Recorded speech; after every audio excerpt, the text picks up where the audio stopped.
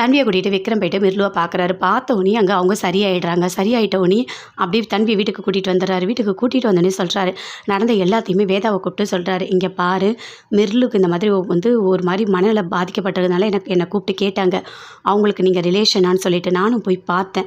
ஒரு மாதிரி உடம்பு சரியில்லாமல் இருந்தாங்க, அவங்க யாருன்னு தெரியல, அந்த மாதிரி இருந்தாங்க. தன்வியை ஒரு வாட்டி காமிக்க சொன்னாங்க. அதே மாதிரி தன்வியை கூட்டிகிட்டு போய் எனக்கு காமிச்சேன், அவங்க சரியாயிட்டாங்க. ஆனால் இப்போ என்ன பண்ணுறது எனக்கு தெரியல அப்படின்னு விக்ரம் சொல்கிறாரு. அதை கேட்டோன்னே வேதா பயங்கரமாக ஷாக் ஆகுறாங்க. என்ன விக்ரம் சொல்கிறீங்க, வாங்க போகலாம், போய் அவங்கள பார்க்கலாம் வாங்க அப்படின்னு சொல்லிட்டு போகிறாங்க. வேதா விக்ரம் 2 பேருமே போகிறாங்க. போயிட்டு அப்படியே பார்க்குறாங்க. பார்த்துட்டோன்னே எதுவுமே பேசல. இப்போ எப்படி இருக்கு அவங்களுக்கு?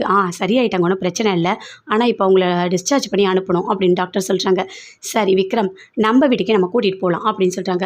என்ன வேதா சொல்கிறா, வீட்டில் இருக்க எல்லாரும் ஒத்துப்பாங்களா? கண்டிப்பாக ஒத்துக்க மாட்டாங்க, வீட்டில் பெரிய பிரச்சனை வரும் அப்படின்னு விக்ரம் சொல்கிறாரு.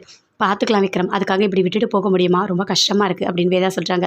நீங்கள் டிஸ்சார்ஜ் பண்ணி எங்கள் கூடயே அனுப்புங்க அப்படின்னு சொல்லிட்டு வேதா சொல்கிறாங்க. அதே மாதிரி மிர்லுவை கூட்டிகிட்டு அப்படியே வீட்டுக்கு வராங்க.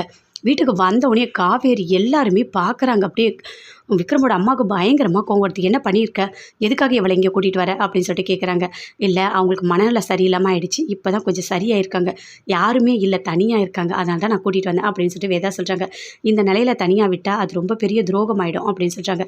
இங்கே பாரு, நல்லா தெரிஞ்சுக்கோ வேதா, இப்போ நீ விக்ரமோட வாழ்ந்துட்டு இருக்க, கண்டிப்பாக இவன் வீட்டுக்குள்ளே வரக்கூடாது, இவன் நல்லவளே கிடையாது, இவன் என்ன பிளான் போட்டிருக்கா எதுவுமே உனக்கு புரியாது அப்படின்னு சொல்கிறாங்க.